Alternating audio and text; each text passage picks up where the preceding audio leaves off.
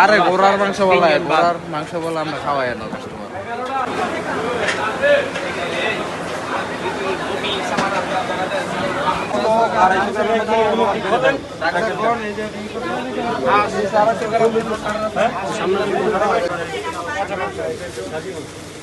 কি রাখছেন জায়গা হাঁস মুরগি দরকার নাই।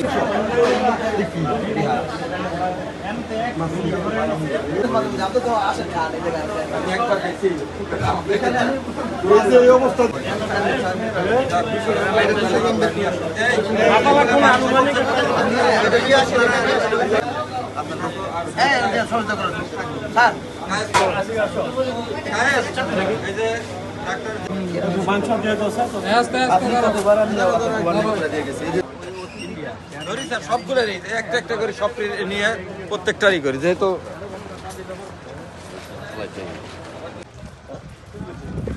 আমি ওই আপনার দোস্তের বাড়ি দিয়েছি, ওই দেশে 8-12 চা খাইতেছে।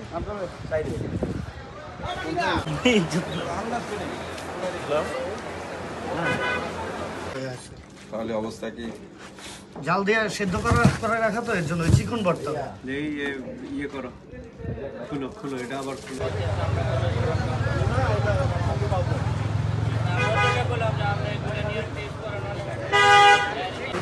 পরিবেশটা দিয়ে আগে কিচেন থেকে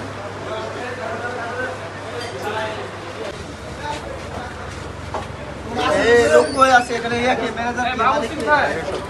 এই দাদা বসি কোথায় এখানে? এই কোথায় শুনে রাখতে এরা? এই মালিক কই বাবু? এর মাংস দেন এখানে, গরুর আর খাসির মাংস দেন। কৃষ্ণকে খায় না, আমরা মাংস দিছি তো। এই প্রতিদিন এখানে কেন?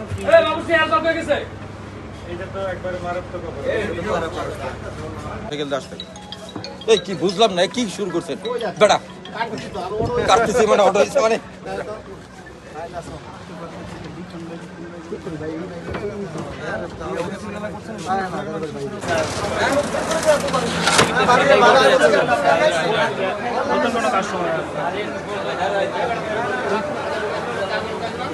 আপনি দেখেন না, না না না স্যার, আমি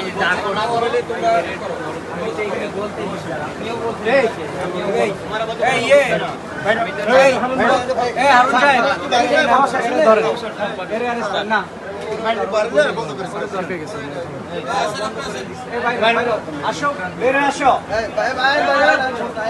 বেরে আসো।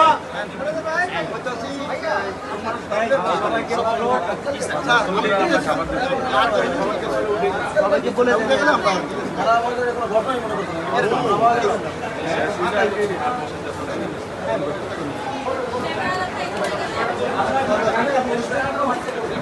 আপনারা খাওয়া দাওয়া করছেন, শুধু খাওয়া দাওয়া শেষ করেন।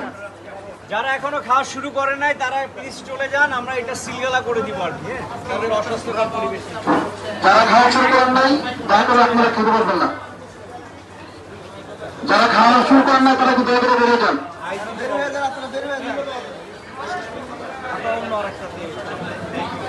যদি আপনারা বসেন নাই, যারা খাওয়া শুরু করেন নাই